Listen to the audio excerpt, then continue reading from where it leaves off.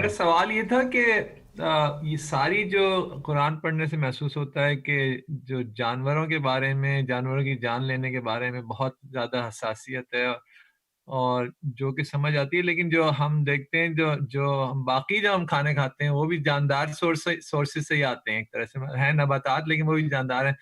تو اس قدر اس پر زور، اس کے بارے میں کوئی خاص ذکر نہیں.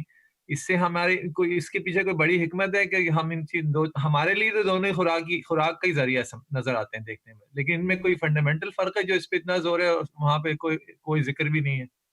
نہیں، وہاں بھی ذکر ہے. آپ دیکھیے، میں نے جو میزان میں شروع میں فہرست قائم کی ہے، اس میں اللہ کا نام لے کر اور دائیں ہاتھ سے کھانا، اس کو سنن میں سر فہرست رکھا ہے، جو رسوم و آداب کی ہیں. اللہ کا نام لے کر، یعنی کھانا بہت بڑی نعمت ہے، اللہ تعالیٰ ہی نے دیا ہے، اس پر ہماری زندگی کا انحصار ہے.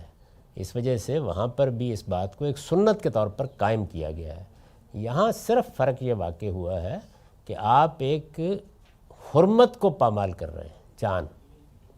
وہاں وہ چیز نہیں ہوتی، تو اس وجہ سے وہاں سختی کم ہے.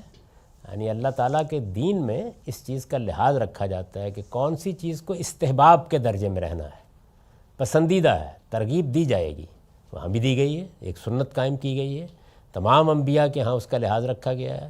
حضور نے بھی بہت تلقین کی ہے. جگہ جگہ آپ روایتوں میں آگے دیکھیں گے یہ بتایا گیا ہے کہ اس کا لحاظ کرو. بعض موقعوں کے اوپر تو آپ نے آدمی کو روک دیا ہے کہ اللہ کا نام لو، دائیں ہاتھ سے شروع کرو.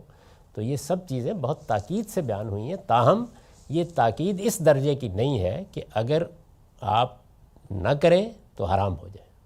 یہاں روک دیا گیا ہے، بس اتنا فرق ہے.